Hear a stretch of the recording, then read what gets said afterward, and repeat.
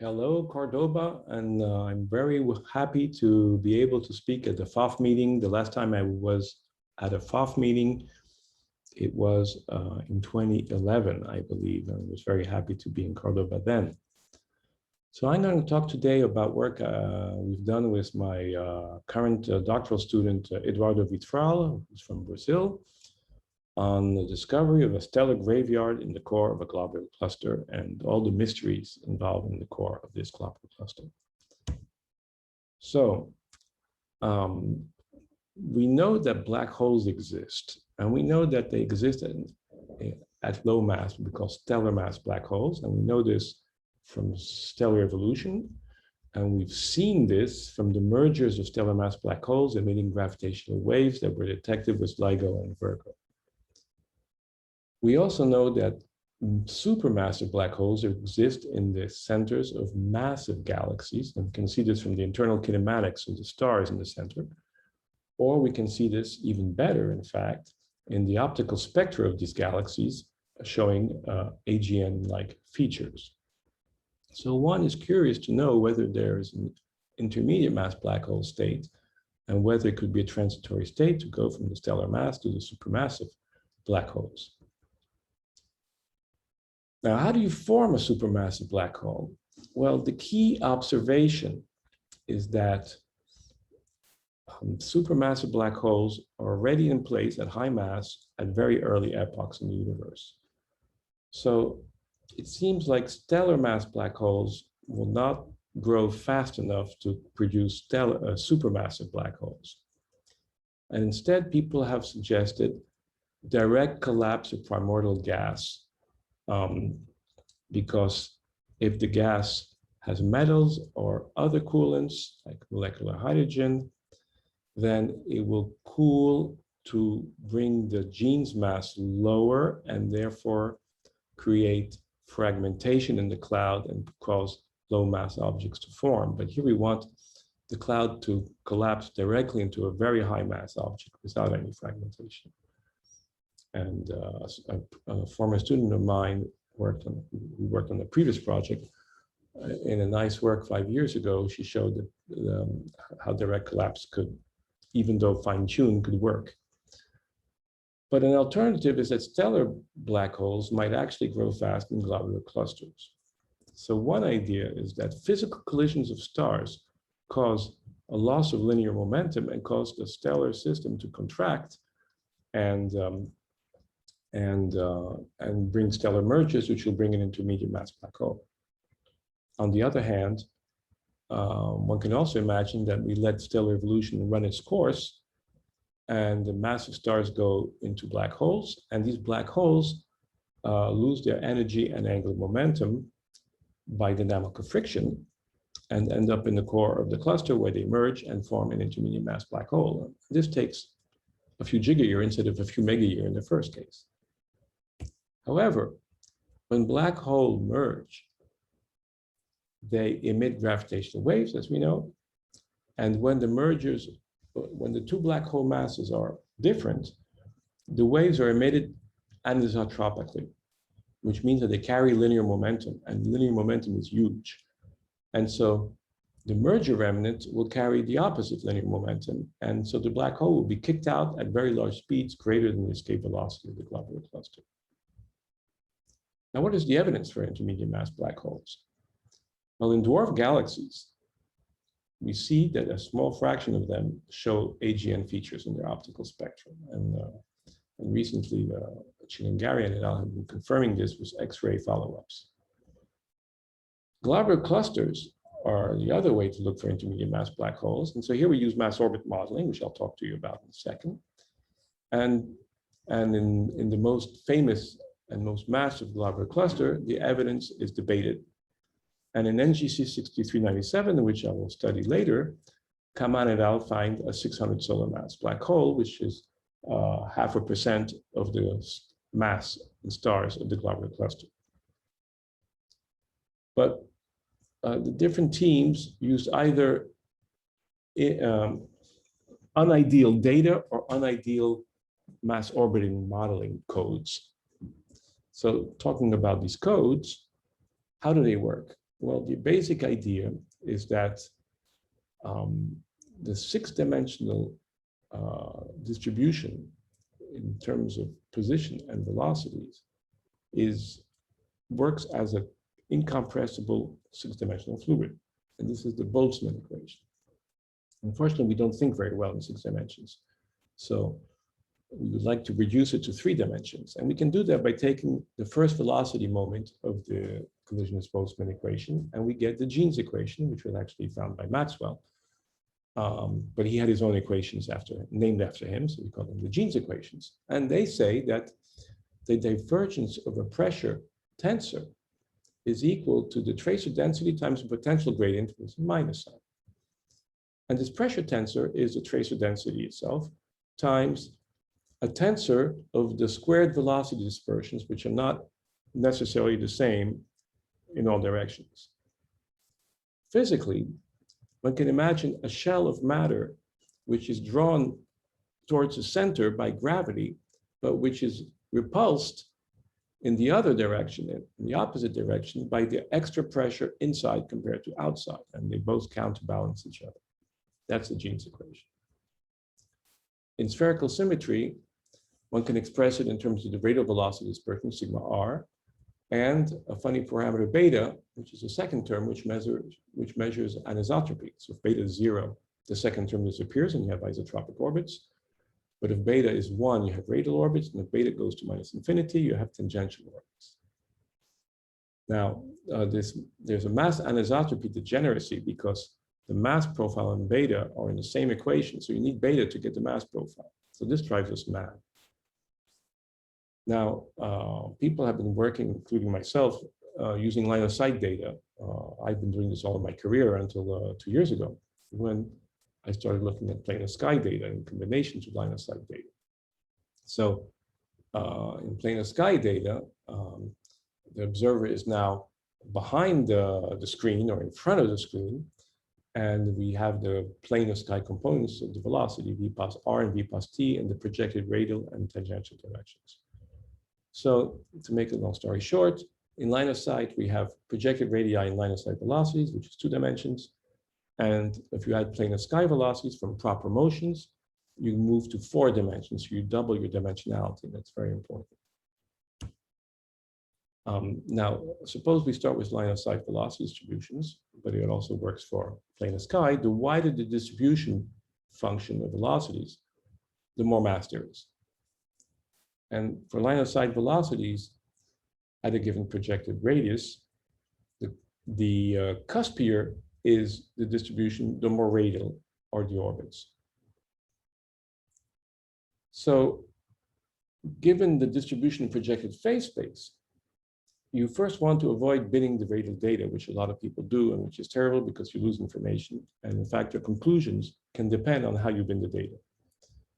So instead, you want to fit every point in a Bayesian way. And one way is to say, well, I think I know the 6-dimensional distribution function, and it's so simple, I can express it in terms of energy and angular momentum. And then I know that the distribution of particles in projected phase space is a triple integral of that distribution function. But that's very slow. So instead, one can notice that the distribution in projected phase space is a single integral of the local velocity distribution function, h. And one can posit Gaussian velocities for h. And then we have a relation between the dispersion squared that comes in this velocity distribution function h and sigma r, knowing beta. And sigma r we get by inverting the Jeans equation. So in essence, we assume a mass profile, we assume a beta, we get sigma r, and if we get sigma r, we get sigma z, and if we get sigma z, we get the distribution function of velocities, velocity distribution function, h. And so if we know h, we get the distribution, we can predict the distribution of particles in projected phase space. So we can do likelihoods, and so we can do Bayesian statistics. So this is called MAMPOSSt because it's the mass equivalent of a lamppost. And in Spanish, MAMPOSSt, I think, means mortar for the cement and when you lay bricks. So this is the mortar to lay the mass. Now we can extend this, and I did this 2 years ago, to proper motions. Okay, so it's exactly the same thing, except that now the velocities are vectors. Okay, so we have the distribution of particles in projected phase space, little g, for the globular cluster, again, which is an integral of the velocity distribution function and the assumptions of separability and Gaussianity. And then we know the local velocity dispersions, not only in the line of sight direction, but also in the plane of sky, radial, and tangential directions. And again, we use the solutions to the Jeans equation. Now, how well does MAMPOST do? Well, it does very well in the challenge. It was very good people doing very good models. So here is a 1000 tracer model with line of sight only. Very well on the left for density profiles, and on the right, this is mass density profiles, including dark matter. And on the right, because this is not globular clusters, this is a dwarfs for. And on the right, velocity and isotropy. And now we had a second case where we added proper motion Mach data, and again, MAMPOST data, as well as the other ones. Now for the data analysis, well, we should first remember that, so the proper motions are the motion on the sky, but they are complicated by parallaxes, which are due to the motion of the Earth around the sun.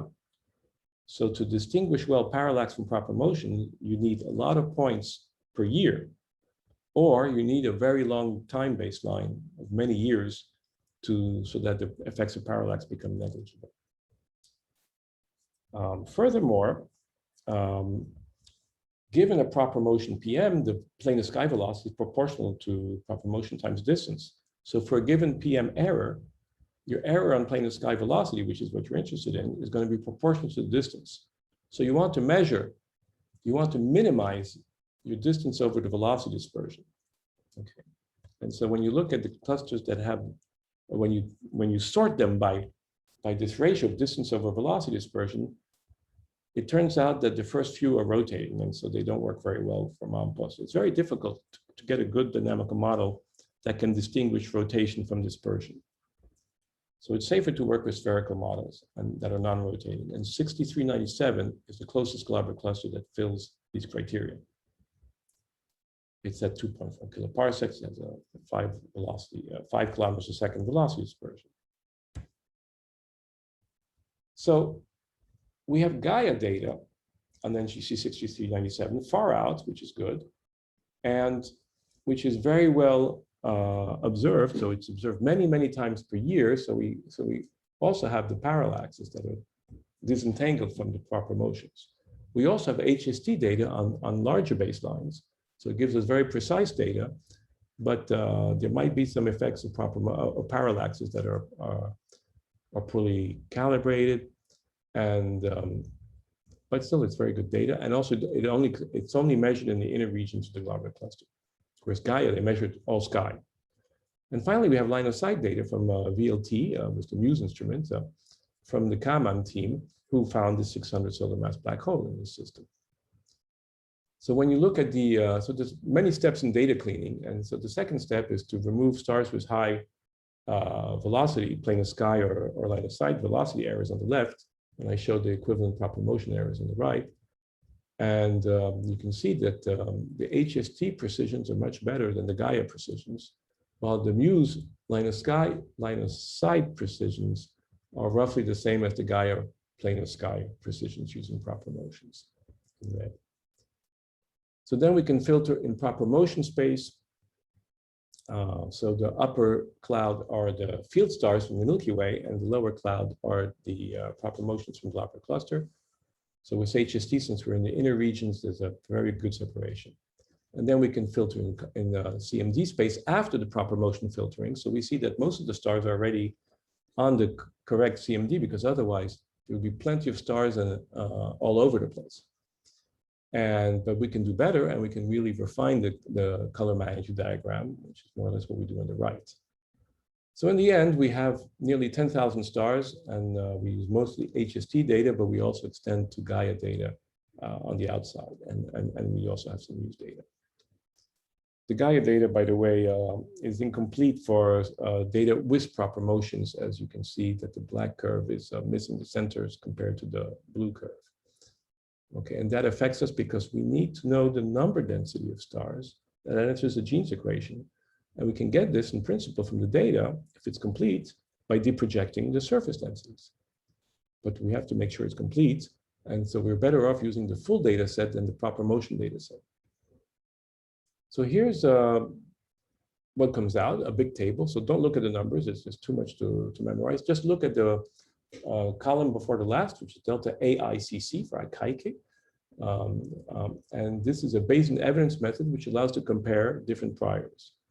And so we're going to use this. And so we're doing a Bayesian Markov chain Monte Carlos, and we have many parameters. Here I'm showing some of them. And so let's go now to the results. So first, velocity anisotropy.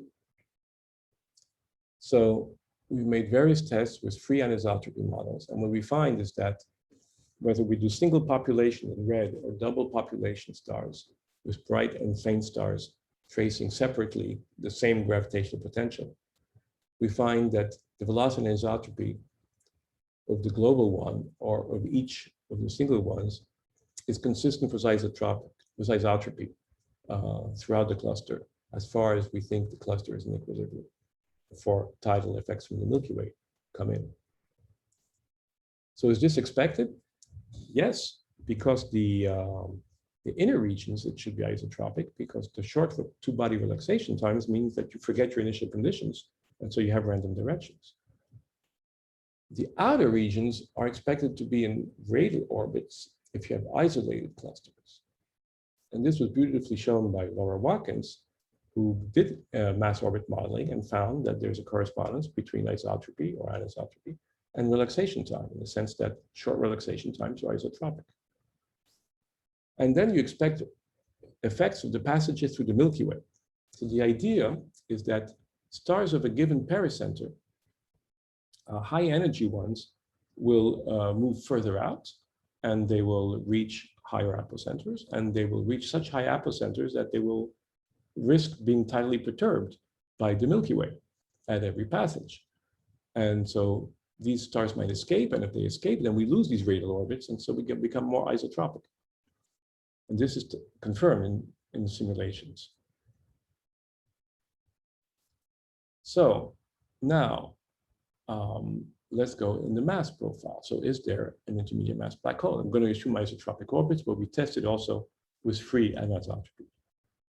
So if we compare no excess mass with excess mass, blue and green, we see that the excess mass has a lower AICC, which means it's better, and it's much better because we expect strong evidence being better with a difference of 6, and here we have a difference of 12. So there's very strong evidence for an intermediate mass black hole with at least 200 solar masses, and the best number is 658, very close to the 660 solar masses found by Kaman et al. However, Eduardo Vitral, he came up with the idea that the inner mass might be extended, this excess mass. And so then if he compares this model to the intermediate mass black hole model, he finds it's even much better, very strong evidence that the extended mass, that the inner mass, is extended, despite the fact that we're adding 2 free parameters, because AICC, just like BIC, penalizes against extra parameters. So this extended inner mass weighs about 2% of the globular cluster mass and has about 3% of its size. In fact, if you assume that this extended mass, it has the same size on average as the globular cluster itself, but with a very wide prior for the range of masses, then you end up in posterior with this 3% size. So it's very robust. Then you can do goodness of fits, either with a single, so here it's a double population, so bright stars and faint stars. So we can look at the 2 components of the plane of sky dispersions. And we see that the model with no dark component fails to see this excess. It fails to reproduce the excess at not the very lowest, but the second and third, to around 5 arc seconds. It fails to see the excess. So you need to put something. So if you put a point mass, The models, which are the shaded regions, they go up, but they go up too much inside and not, which contradicts a little bit of data. So with the extended mass, on the other hand, it looks better. Now, of course, all these goodness or fits depends on your choice of radial bins. So this is just something that we do afterwards, but this is not our proof. Now, these conclusions are robust to many of our assumptions, whether we use singular double stellar populations, the details of the surface density profile we fit, the maximum allowed proper motion in the line of sight velocity errors, the astrometric quality flags, and the proper motion filtering threshold. And so we end up with density profiles, mass density profiles for the various components. So you can compare the purple, which is the total stars, to the CUO, this is this central unseen object of extended mass. And the central unseen object dominates at 0.05 parsec, which is half its half mass radius. But deep inside, the stars take over. And if we allow the CUO to be Sursich-like rather than Plummer-like, which has slightly better likelihood, but Bayesian evidence doesn't like it because it adds to one extra parameter, which is the index of the Sursich, compared to the Plummer CUO.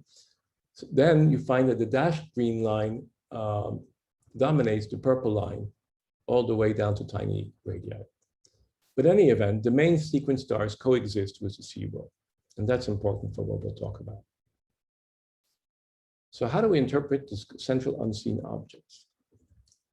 Well, this inner excess being small radii, means that it must be made of massive objects which have fell towards the center by dynamical friction.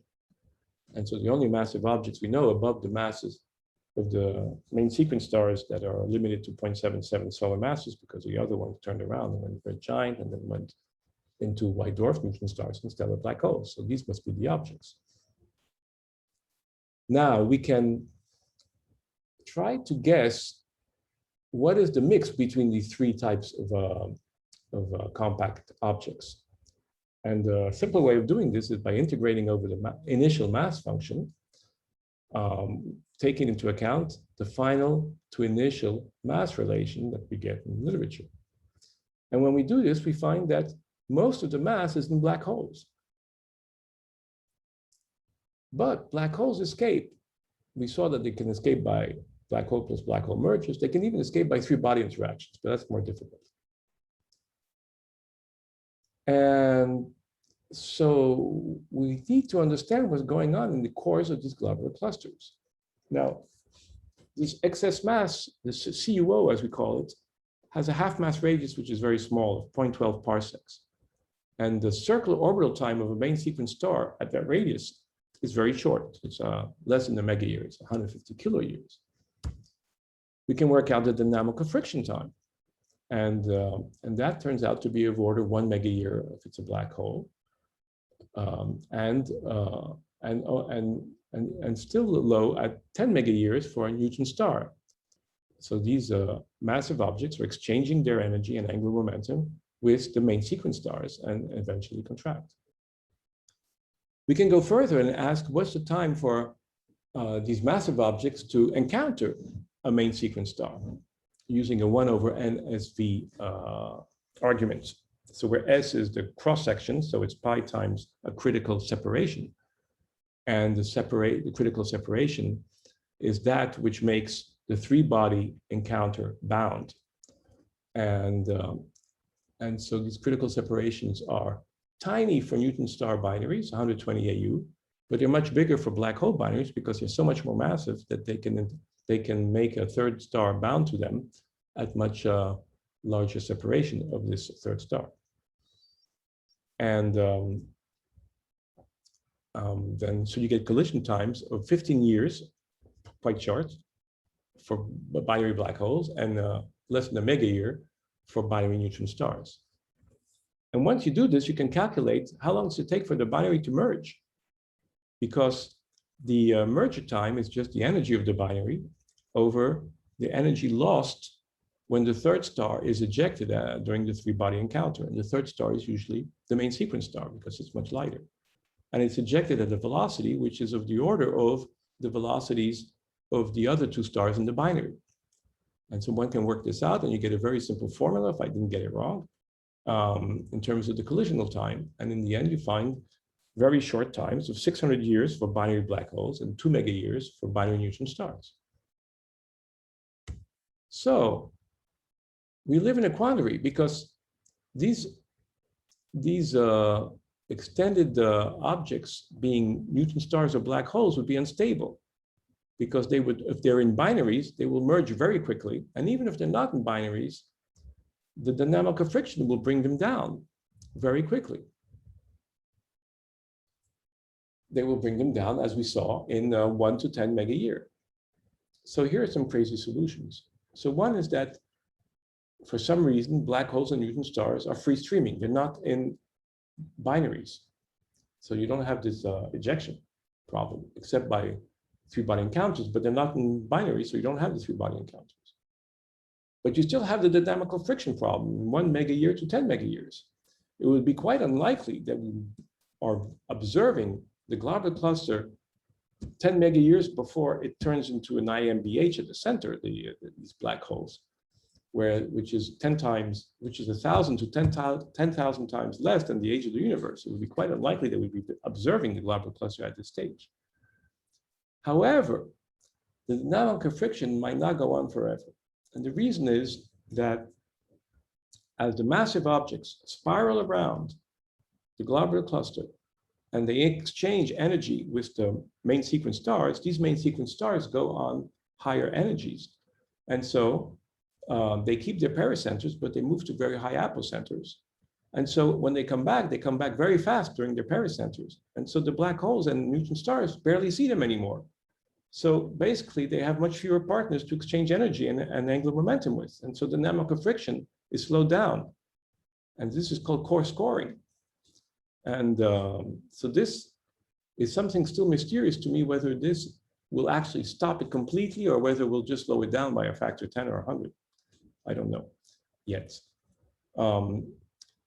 Another aspect is that Milky Way tides might affect the inner regions. We know that tides affect more the outer regions than the inner regions. In fact, the tidal force goes linearly, goes proportional to the distance to the center of your cluster. However, the globular cluster has a very short orbital period of 90 mega years. We know this from the Gaia bulk proper motions. So it has had time to go around 100 times the Milky Way. And so 100 orbital passages, 100 orbital tidal shocks is a lot. So this might be a possibility. So the conclusions are that the core collapsed NGC 6397 globular cluster, we have strong evidence of excess mass in the center. And we have strong evidence that this excess mass is extended. The excess mass is probably made of white dwarfs only, because the black holes would have probably merged and escaped, and neutron stars too. Okay. Unless, as I said, the black holes and neutron stars are free streaming and we have dynamical friction scoring. Okay. So our perspectives are that we're about to start analyzing HST plus Gaia data on other globular clusters. And the HST data is being recalibrated. Now we hope to get it in a few weeks. And Eduardo has developed an automated procedure to center, do proper motion filtering, CMD filtering. So a lot of this work we do preliminary to working out to running MAMPOSSt-PM becomes automated, and that's going to save us a lot of time. And the other thing is that we're conducting embodied simulations to understand this dynamical friction scoring. Does dynamical friction stop or not when we start with the initial conditions that we think we have naively? Well, I finished here. It was a pleasure talking to you. Thank you very much.